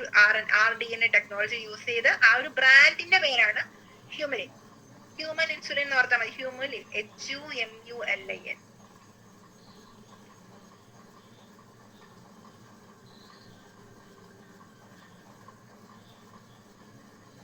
ഹ്യൂമിലിൻ എന്നായിരുന്നു അവരുടെ ഇൻസുലിന്റെ ബ്രാൻഡിന്റെ പേര് കേട്ടോ. അതിന്റെ ഫിഗർ ഞാൻ ജസ്റ്റ് ഒന്ന് കാണിച്ചു തരാം. അത് അത്ര ഇമ്പോർട്ടന്റ് ആയിട്ടില്ല, ജസ്റ്റ് ഒന്ന് ഓർത്തിരുന്നാൽ മതി. ഇവരെന്താ ചെയ്യുന്നത്? ഹ്യൂമൻ DNA-യിൽ നിന്ന് ജീൻ, ഇൻസുലിൻ പ്രൊഡ്യൂസ് ചെയ്യുന്ന ജീനെ കട്ട് ചെയ്ത് ഈക്കോളയുടെ വെക്ടറിലേക്ക് ആഡ് ചെയ്തു. അതിൽ നിന്ന് ഇൻസുലിൻ പ്രൊഡ്യൂസ് ചെയ്തു. സോ ആ പ്ലാസ്മിഡിനെ പിന്നെ ഈക്കോളയിലേക്ക് മാറ്റി ഇൻസുലിൻ ഒക്കെ പ്രൊഡ്യൂസ് ചെയ്തു. ആൻഡ് ആ പ്രൊഡ്യൂസ് ചെയ്യുന്നത് എങ്ങനെയായിരിക്കും? രണ്ട് ഡിഫറെന്റ് ചെയിൻസ് ആയിട്ടായിരിക്കും. അതായത് എ എന്ന് പറയുന്ന ചെയിനും ബി എന്ന് പറയുന്ന ചെയിനും രണ്ട് സെപ്പറേറ്റ് ആയിട്ട് പ്രൊഡ്യൂസ് ചെയ്തു. അതിന് പിന്നെ എന്ത് ചെയ്തു? ഡൈസൾഫൈഡ് ബ്രിഡ്ജസ് യൂസ് ചെയ്ത് കണക്ട് ചെയ്തിട്ടാണ് അവരെ ഹ്യൂമൻ ഇൻസുലിനെ പ്രൊഡ്യൂസ് ചെയ്യുന്നത്. സോ ഇത്രയാണ് ജനറ്റിക്കലി എഞ്ചിനീയർഡ് ഇൻസുലിന്റെ കാര്യത്തിൽ പറയാനുള്ളത്. ക്ലിയർ ആണോ ഈ ഭാഗം?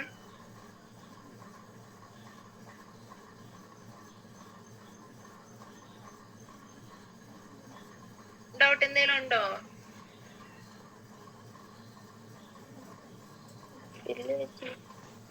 ഓക്കെ, അപ്പൊ അതിലെ സ്ട്രക്ചറിന്റെ കാര്യം ഇമ്പോർട്ടന്റ് ആട്ടോ. ABC ചെയിൻ ഉള്ള കാര്യം, അത് എങ്ങനെയാ ബോണ്ട് ചെയ്തിരിക്കുന്നത്, പ്രോ ഇൻസുലിൻ, മെച്ചുർ ഇൻസുലിൻ, ആ കാര്യങ്ങളൊക്കെ ഒന്ന് നോക്കണേ. പിന്നെ ആ ഒരു എലിലിയുടെ കാര്യം കൂടെ നോക്കിയാൽ മതി. പിന്നെ അടുത്തതായിട്ട് ജീൻ തെറാപ്പി. ജീൻ തെറാപ്പി എന്ന് വെച്ചാൽ എന്താ? ഹെറിഡിറ്ററി ആയിട്ടുള്ള അസുഖങ്ങൾ നമുക്കറിയാം അല്ലെ. ജനറ്റിക്സിന്റെ കാര്യം പഠിച്ചപ്പോ നമ്മൾ പറഞ്ഞു, ഒരു ജന്മന ഉണ്ടാവുന്നത് അല്ലെങ്കിൽ ജനറ്റിക്കലി എന്തെങ്കിലും പ്രശ്നം ഉണ്ടാവുന്നത് കൊണ്ട് അല്ലെങ്കിൽ പാരമ്പര്യമായിട്ടുണ്ടാവുന്ന അസുഖങ്ങളെയൊക്കെ കറക്റ്റ് ചെയ്യാൻ അല്ലെങ്കിൽ അതിനെ ട്രീറ്റ് ചെയ്യാൻ വേണ്ടിയിട്ട് യൂസ് ചെയ്യുന്ന ഒരു മെത്തഡാണ് ജീൻ തെറാപ്പി എന്ന് പറയുന്നത്.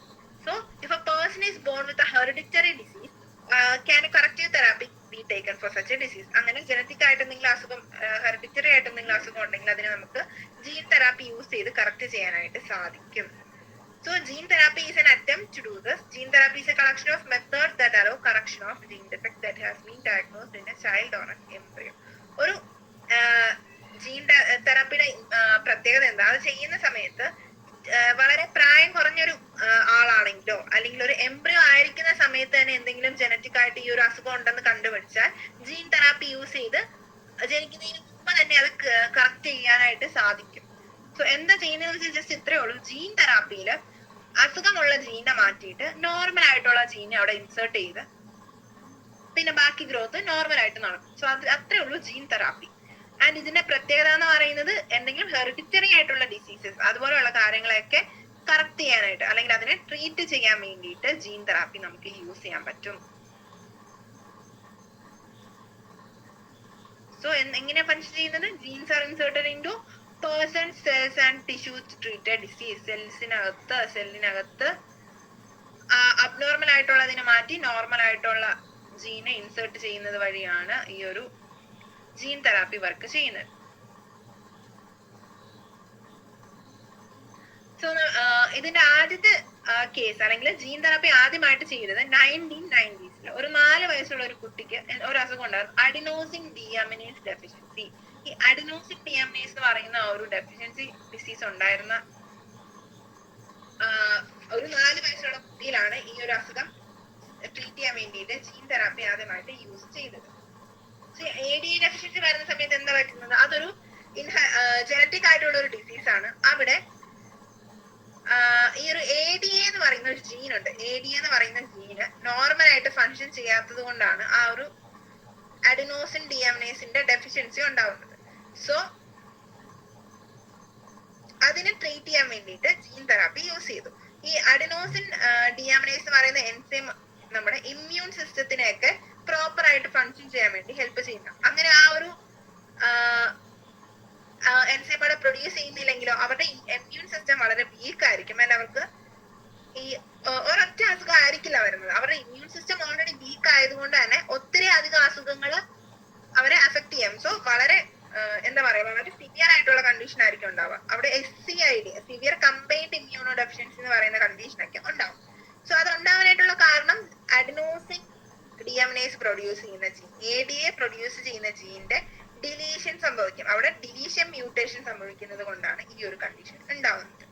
സോ ചിലർക്ക് എന്ത് ചെയ്യാൻ പറ്റും, ബോൺ മാരോ ട്രാൻസ്പ്ലാന്റേഷൻ വഴി ADA ഡെഫിഷ്യൻസി ക്യൂർ ചെയ്യാം, അല്ലെങ്കിൽ എൻസൈം റീപ്ലേസ്മെന്റ് തെറാപ്പി വഴിയും ചെയ്യാം.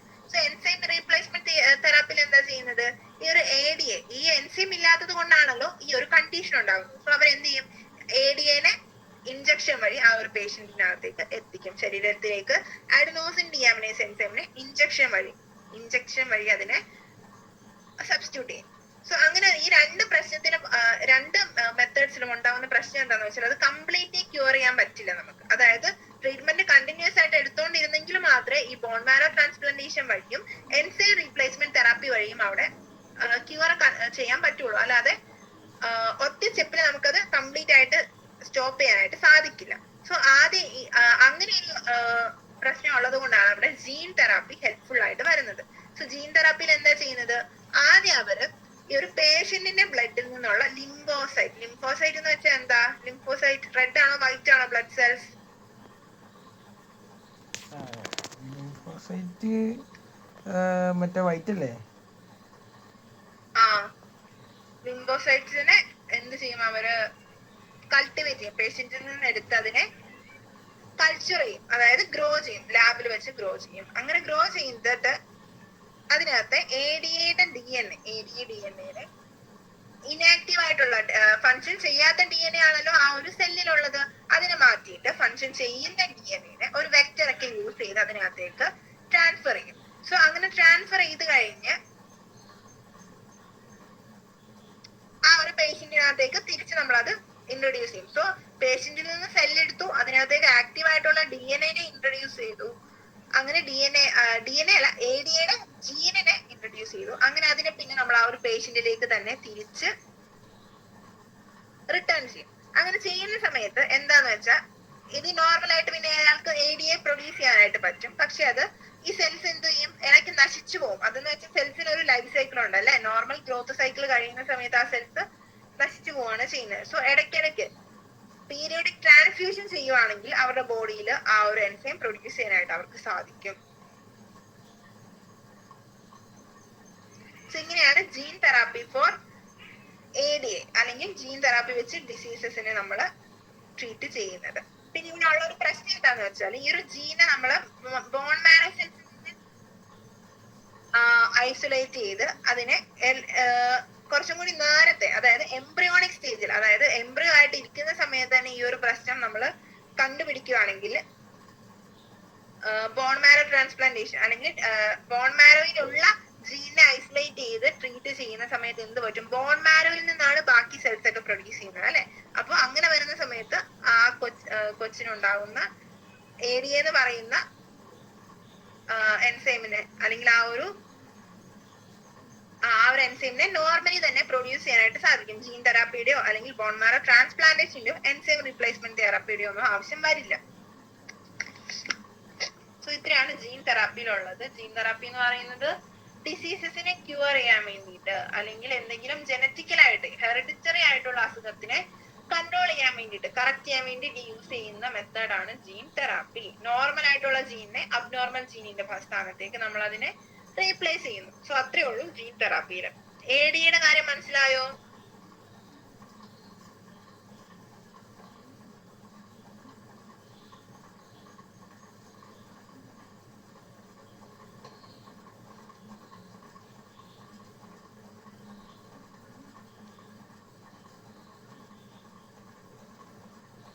ക്ലിയർ ആണോ? അഡനോസിൻ ഡിഅമിനേസ് ഡെഫിഷ്യൻസി. ആ ചേച്ചി കുഴപ്പമില്ല.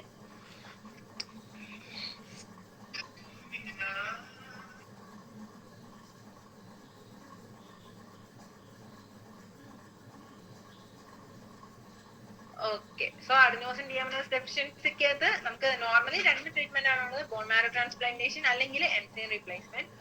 അതിനേക്കാളും കുറച്ചും കൂടി എഫക്റ്റീവ് ആയിട്ട് യൂസ് ചെയ്യാവുന്നതാണ് ജീൻ തെറാപ്പി. ജീൻ തെറാപ്പിയിൽ എന്താ ചെയ്യുന്നത്, അവിടെ ആ ഒരു പേഷ്യന്റിലെ സെൽസിനെ മാറ്റി പിന്നെ അതിനെ നോർമൽ ആയിട്ടുള്ള ജീൻ വെച്ച് എഡിറ്റ് ചെയ്ത് നോർമൽ കണ്ടീഷൻ ആയി കഴിഞ്ഞ് പേഷ്യന്റിലേക്ക് തന്നെ തിരിച്ചതിനെ ഇൻട്രൊഡ്യൂസ് ചെയ്യും. അങ്ങനെ ആ പേഷ്യന്റിന് തന്നെ അഡനോസിൻ ഡിഅമിനേസ് എൻസൈമിനെ പ്രൊഡ്യൂസ് ചെയ്യാനായിട്ടുള്ള കപ്പാസിറ്റി ഉണ്ടാവും. പിന്നെ കുറച്ചും കൂടി പെർമനന്റ് ക്യൂർ കിട്ടണമെങ്കിൽ എംബ്രിയോണിക് സ്റ്റേജിൽ തന്നെ ഈ ഒരു ജീൻ തെറാപ്പി ചെയ്യുന്നതായിരിക്കും പെർമനന്റ് ക്യൂർ ഉണ്ടാവാനായിട്ടുള്ള കാര്യം. പിന്നെ അടുത്താണ് മോളിക്കുലാർ ഡയഗ്നോസിസ്. മോളിക്കുലാർ ഡയഗ്നോസിസ് എന്ന് വെച്ചാൽ എന്തെങ്കിലും അസുഖങ്ങളൊക്കെ ഉണ്ടോ എന്ന് മനസ്സിലാക്കാൻ, ഡിസീസസിനെ ഡയഗ്നോസ് ചെയ്യാൻ വേണ്ടിയിട്ട് റീകോംബിനന്റ് DNA ടെക്നോളജി യൂസ് ചെയ്യുന്നതിനാണ് മോളിക്കുലാർ ഡയഗ്നോസിസ് എന്ന് പറയുന്നത്. സോ നമുക്കൊരു ഡിസീസസിനെ എഫക്റ്റീവ് ആയിട്ട് ട്രീറ്റ് ചെയ്യണമെങ്കിൽ ആദ്യം തന്നെ അതിനെ എത്രയും നേരത്തെ തന്നെ നമ്മൾ അതിനെ ഡയഗ്നോസ് ചെയ്യണം അല്ലെ. സോ അങ്ങനെയുള്ളതിന് വേണ്ടിയിട്ട് നമുക്ക് സാധാരണയായിട്ടുള്ള മെത്തേഡ്സും ഉണ്ട്, വേറെ മറ്റു രീതിയിലുള്ള മെത്തേഡ്സും ഉണ്ട്. അതായത് സാധാരണ നമ്മൾ എന്ത് ചെയ്യും, ബ്ലഡ് ടെസ്റ്റ് ചെയ്യും, അങ്ങനെയുള്ള കാര്യങ്ങളൊക്കെ ഉണ്ട്. അത് അവിടെയുള്ള പ്രശ്നം എന്താന്ന് വെച്ചാൽ എർലി ഡിറ്റക്ഷൻ. നോർമലി എന്താ കുറച്ചും കൂടി ഡിസീസ് തുടക്കത്തിനെ തന്നെ ഡിറ്റക്ട് ചെയ്യാനായിട്ട് ഈ മെത്തേഡ്സ് വഴി പറ്റാറില്ല. സോ ഇതിനുള്ള ഒരു സൊല്യൂഷൻ ആയിട്ടാണ് റീകോംബിനന്റ് DNA ടെക്നോളജി വഴി അല്ലെങ്കിൽ പോളിമറൈസ് ചെയിൻ റിയാക്ഷനോ അല്ലെങ്കിൽ എൻസൈം ലിങ്ക്ഡ് ഇമ്മ്യൂണോ സോർബന്റ് അസേ പോലെയുള്ള ടെസ്റ്റ് യൂസ് ചെയ്ത് ഏർലി ഡയഗ്നോസിസ്, നേരത്തെ തന്നെ അസുഖം ഉണ്ടോ എന്ന് ഡയഗ്നോസ് ചെയ്യാനായിട്ട് സാധിക്കും. റീകോംബിനന്റ് DNA ടെക്നോളജിയും പോളിമറൈസ് ചെയിൻ റിയാക്ഷൻ നമ്മൾ നേരത്തെ പറഞ്ഞത് അല്ലെ. അടുത്താണ് എലീസ അല്ലെങ്കിൽ എൻസൈം ലിങ്ക്ഡ് ഇമ്മ്യൂണോ സോർബന്റ് അസേ. ഇത് എവിടെയെങ്കിലും കേട്ടിട്ടുണ്ടോ എലീസയുടെ പേര്?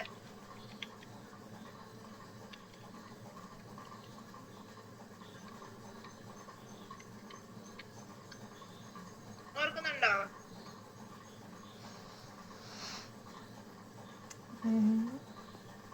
ഇല്ലല്ലോ ചേച്ചി. എന്തോ ഇല്ല ചേച്ചി, ഇല്ല. എലിസ ടെസ്റ്റ് എന്ന് പറയുന്നത് HIV ഹ്യൂമൻ ഇമ്മ്യൂണോ വൈറസ് അല്ലെങ്കിൽ എയ്ഡ്സ് എന്ന് പറയുന്ന ഡിസീസ് ഉണ്ടോ എന്ന് അറിയാൻ വേണ്ടി ചെയ്യുന്ന ടെസ്റ്റ് ആണ് എലീസ ടെസ്റ്റ്. സോ എലീസയുടെ ഫുൾ ഫോം ആണ് enzyme linked immunosorbent assay. So അവിടെ ചെയ്യുന്ന എന്താന്ന് വെച്ചാൽ നമ്മുടെ ബ്ലഡ് സാമ്പിൾ ടെസ്റ്റ് ചെയ്യാൻ വേണ്ടി യൂസ് ചെയ്യുന്നത് ഒരു എൻസൈം ലിങ്ക്ഡ് ആയിട്ടുള്ള ഒരു ആന്റിബോഡിയാണ്. സോ അതുകൊണ്ടാണ് അതിന് ഈ ഒരു പേര് വന്നത്, എൻസൈം ലിങ്ക്ഡ് ഇമ്മ്യൂണോ സോർബന്റ് അസേ എന്നുള്ളത്. Presence of a pathogen is normally suspected only when the pathogen has produced a disease symptom. By this time the concentration of pathogen is very high in the body. So normally എന്താ ഒരു pathogen ഒന്ന് affect ചെയ്യുമ്പോഴേ നമുക്ക് symptom ഉണ്ടാവോ? ഇല്ല, കുറച്ചും കൂടി അതിന്റെ പ്രസൻസ് കൂടുതലായി കഴിയുമ്പോൾ അതിന്റെ മൾട്ടിപ്ലിക്കേഷൻ ഒക്കെ നടന്ന് കുറച്ചും കൂടി നമ്മുടെ ബോഡീനെ അഫക്ട് ചെയ്യുമ്പോൾ മാത്രമേ സിംറ്റംസ് ഒക്കെ ഉണ്ടാവുള്ളൂ. സോ ഇങ്ങനെ വരുന്ന സമയത്ത് ആ ഡിസീസ് ഒത്തിരി മുന്നോട്ട് പോയിട്ടുണ്ടാവും. സോ അന്നേരം ട്രീറ്റ്മെന്റ് എന്താ കുറച്ചും കൂടി പാടായിരിക്കും.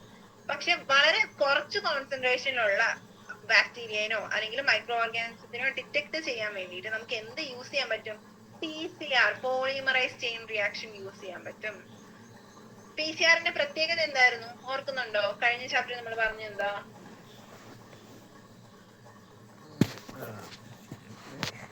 നമുക്ക് മൾട്ടിപ്പിൾ കോപ്പീസ് ഉണ്ടാക്കാം ചേച്ചി. DNA ആംപ്ലിഫൈ ചെയ്യാൻ അല്ലെങ്കിൽ മൾട്ടിപ്പിൾ കോപ്പീസ് പ്രൊഡ്യൂസ് ചെയ്യാനായിട്ട് സാധിക്കും അല്ലെ. അപ്പൊ കുറച്ച് അങ്ങനെയുള്ള ബാക്ടീരിയ ആണെങ്കിലും നമ്മൾ PCR ചെയ്ത് കഴിയുമ്പോൾ അതിന്റെ ഡിറ്റക്ട് ചെയ്യാനായിട്ട് കുറച്ചും കൂടി എളുപ്പമായിരിക്കും, അതിന്റെ ആംപ്ലിഫൈഡ് ആയിട്ടുള്ള എമൗണ്ട് ആയതുകൊണ്ട്. So PCR polymerase chain reaction use ചെയ്ത് HIV അതുപോലുള്ള അസുഖങ്ങളൊക്കെ ഡിറ്റക്ട് ചെയ്യാനായിട്ട് സാധിക്കും, തുടക്കത്തിൽ തന്നെ ഡിറ്റക്ട് ചെയ്യാനായിട്ട് സാധിക്കും. It is being used to detect mutations in genes in suspected cancer patients too. പിന്നെ ക്യാൻസർ പേഷ്യൻസിനും ഈ ഒരു PCR യൂസ് ചെയ്ത് നമുക്ക് മ്യൂട്ടേഷൻ ഉണ്ടോ എന്ന് അറിയാൻ പറ്റും. മ്യൂട്ടേഷൻ എന്ന് വെച്ചാൽ എന്താ, ജീൻസിൽ ഉണ്ടാവുന്ന ചേഞ്ചസ് അല്ലെങ്കിൽ ഉണ്ടാവുന്ന വ്യത്യാസങ്ങളാണ് മ്യൂട്ടേഷൻസ് എന്ന് പറയുന്നത്. സോ വളരെ തുടക്കത്തിൽ തന്നെയാണെങ്കിലും ഈ ഒരു ആംപ്ലിഫിക്കേഷൻ നടക്കുന്നതുകൊണ്ട് നമുക്ക് അതിനെ പെട്ടെന്ന് ഐഡന്റിഫൈ ചെയ്യാനായിട്ട് സാധിക്കും. സോ ജനറ്റിക് ഡിസോർഡേഴ്സ്, ക്യാൻസർ, അതുപോലെ തന്നെ HIV, ഈ 3 കാര്യങ്ങൾ ഡിറ്റക്ട് ചെയ്യാനായിട്ട് നമുക്ക് PCR യൂസ് ചെയ്യാൻ പറ്റും. പിന്നെ ഓട്ടോ റേഡിയോഗ്രാഫി എന്ന് വെച്ചാൽ അത് ഈ ഒരു അസുഖത്തിനെ ഡിറ്റർമൈൻ ചെയ്യുന്ന ഒരു ടെസ്റ്റാണ് ഓട്ടോ റേഡിയോഗ്രാഫി. സോ അങ്ങനെ വരുന്ന സമയത്ത് DNA RNA നമ്മൾ എന്ത് ചെയ്യും, ഈ ഒരു റേഡിയോ ആക്റ്റീവ് മോളിക്യൂൾ കൊണ്ട് ടാഗ് ചെയ്യും. നമ്മൾ നേരത്തെ DNA ചാപ്റ്ററിൽ പറഞ്ഞില്ലാഞ്ഞോ, DNA-യുമായിട്ട് സൾഫർ വന്ന് ബൈൻഡ് ചെയ്യുന്ന കാര്യം. ഏത് എക്സ്പെരിമെന്റ് ആയിരുന്നു?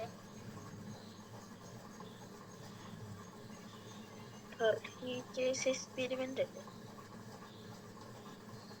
എന്തോ എക്സ്പെരിമെന്റ്.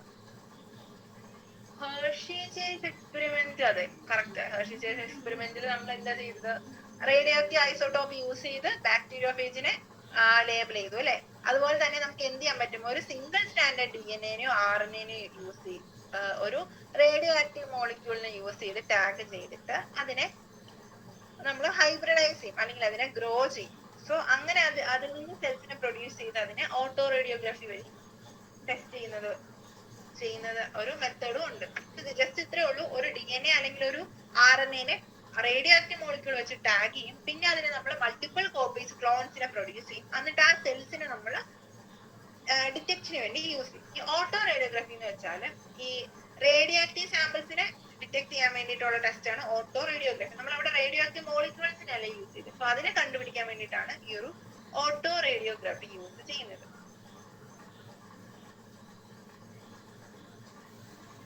ഇവിടെ എന്താ പറ്റുന്നത്, ഒരു മ്യൂട്ടേഷൻ അല്ലെങ്കിൽ ഒരു ഡിഫക്റ്റീവ് ആയിട്ടുള്ള ജീൻ എന്ത് ചെയ്യില്ല, ഫോട്ടോഗ്രാഫിക് ഫിലിമില് വരില്ല. കാരണം ഈ ഓട്ടോ റേഡിയോഗ്രാഫി ചെയ്യുന്ന സമയത്ത് നമ്മൾ ആ ഒരു ഐസോടോപ്പ് പ്രൊഡ്യൂസ് ചെയ്യുന്നുണ്ടോ എന്ന് അതിനെ ഫിലിമിലാക്കിയ നോക്കുന്നത്. സോ അങ്ങനെ അതിനെ പാറ്റേൺസ് ഒക്കെ ഫോം ചെയ്യും. സോ അങ്ങനെ ഫോം ചെയ്യുന്ന സമയത്ത് മ്യൂട്ടേഷൻ ഉള്ളതാണെങ്കിൽ അവിടെ ഫോട്ടോഗ്രാഫിക് ഫിലിമില് അപ്പിയർ ചെയ്യില്ല. നോർമൽ സെൽസ് ഒക്കെ ഫോട്ടോഗ്രാഫിക് ഫിലിമിൽ നമുക്ക് കാണാനായിട്ട് സാധിക്കും.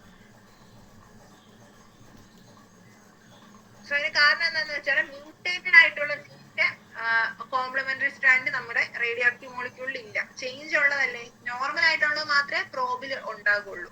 ചേഞ്ച് ഉള്ളതാണെങ്കിൽ അത് അവിടെ പ്രോബിൽ ഉണ്ടാവില്ല. സോ അങ്ങനെയാണ് മ്യൂട്ടേഷനെ ഡിറ്റക്ട് ചെയ്യുന്നത്.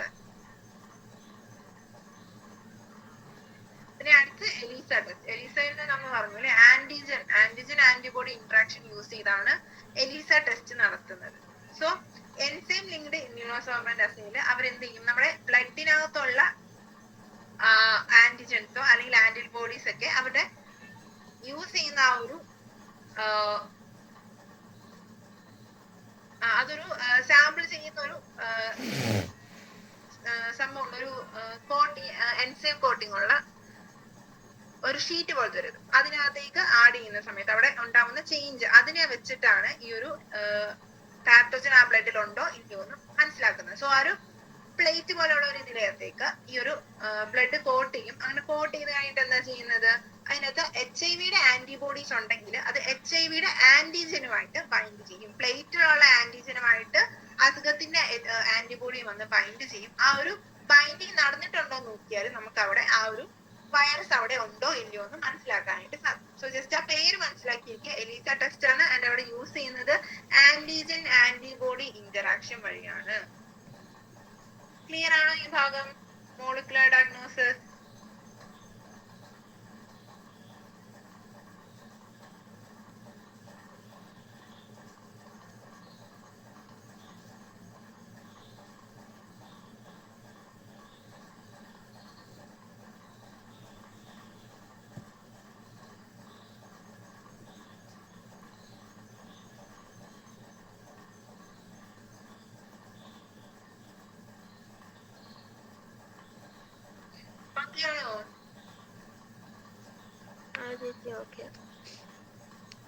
മോളിക്കുലർ ഡയഗ്നോസിസിൽ 3 കാര്യമായിരുന്നു ഉണ്ടായിരുന്നത്: recombinant DNA technology, polymerase chain reaction, പിന്നെ എൻസൈം ലിങ്ക്ഡ് ഇമ്മ്യൂണോസോർബന്റ് അസേ.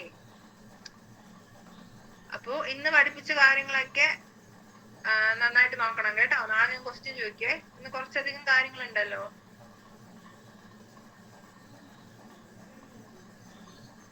ഡൗട്ട് ഒന്നും ഇല്ല, നമുക്ക് നിർത്തിയാലോ?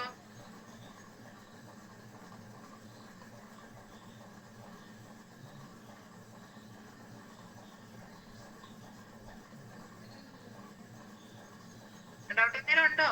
എന്റെ പറ്റി ഇല്ല കുഴപ്പമില്ല.